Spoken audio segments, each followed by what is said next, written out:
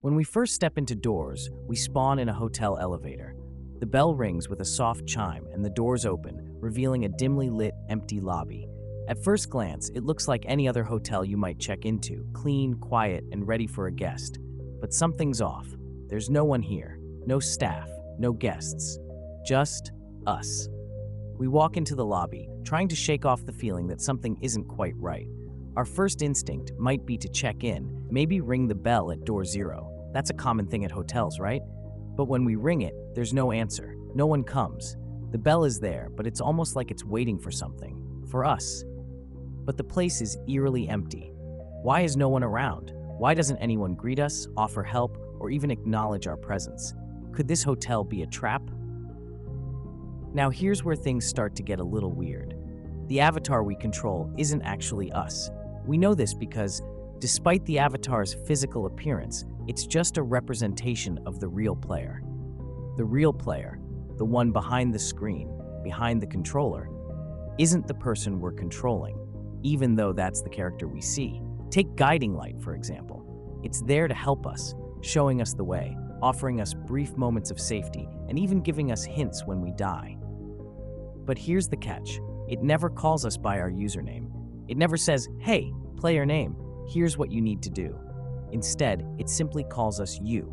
You died to eyes again. They emit a very unique blue light. Use this to your advantage. You've made it this far. Keep going. It doesn't matter if we're logged in under a specific account. The Guiding Light doesn't care about our usernames. It doesn't recognize us as individuals, but as a singular entity.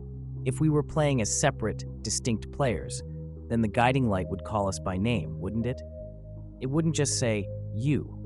But it doesn't. It treats us as one singular you, an experience rather than an individual. This suggests that the player, the real person controlling the avatar, is one version of a singular entity caught in this cycle.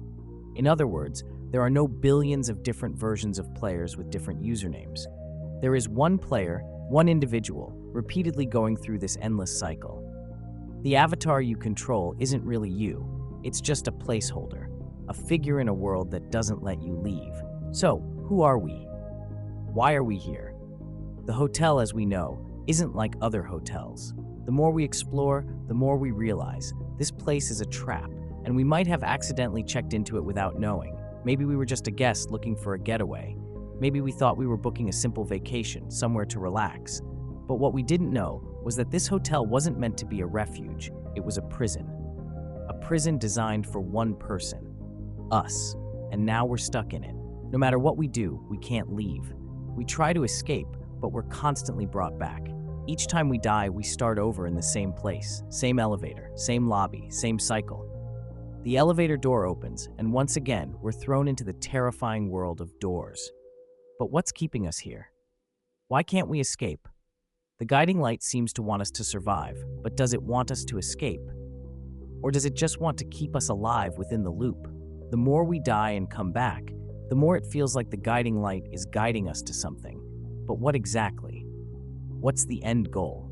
Survival? Freedom? Or something darker? Let's take a step back and think about who we really are in terms of age. Based on the way we act, the way we face danger head-on, and how we don't hesitate even when faced with terrifying entities, we get a sense of who the player might be. The player seems to be between 18 and 25 years old. Why?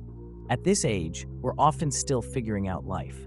We might still have that youthful confidence, that sense that we can face anything, even when it's terrifying. Indoors, we push forward even when death seems inevitable. The way we dive into rooms, the way we risk everything for a chance at survival, shows that we're not yet fully experienced, but we have enough energy and determination to keep going.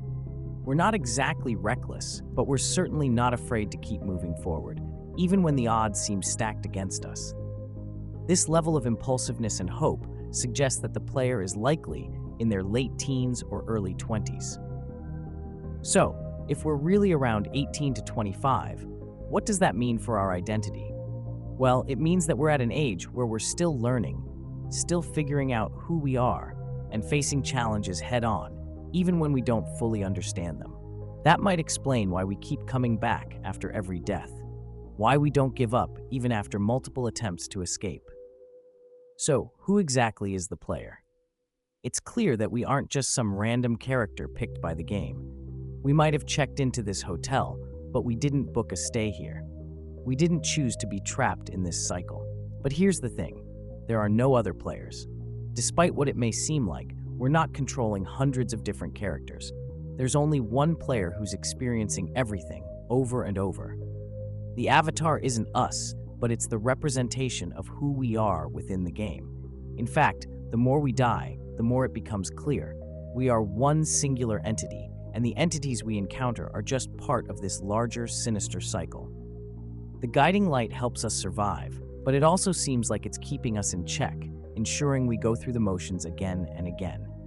It's as though the entire experience is about learning what it means to be stuck, what it means to face death, and maybe even what it means to accept that we might never leave. And yet, despite all this, there's something strangely comforting about it. The loop never changes. The rooms stay the same. The danger stays the same. It's a predictable pattern, even if it's a horrifying one. We come back, we die, and we repeat. The question is, why do we keep returning? The truth is, we still don't know who the player really is. Are we a lost soul? Someone who has checked into this hotel and now cannot escape? Or are we a spirit who's been trapped in this endless loop, forced to face the same cycle of death and survival over and over? We can't leave, no matter how many times we try. We just keep coming back, again and again, like a record stuck on repeat. The elevator ride, the same hotel, the same entities, it's all part of a pattern we can't seem to break. The guiding light tries to help us, but is it really trying to free us? Or is it just guiding us through a maze we'll never escape? In the end, we might not ever find out the truth about who we are, why we're here, or what the end goal is. But for now, all we can do is survive, keep moving forward, and try to make it out, even if we don't fully understand what that even means.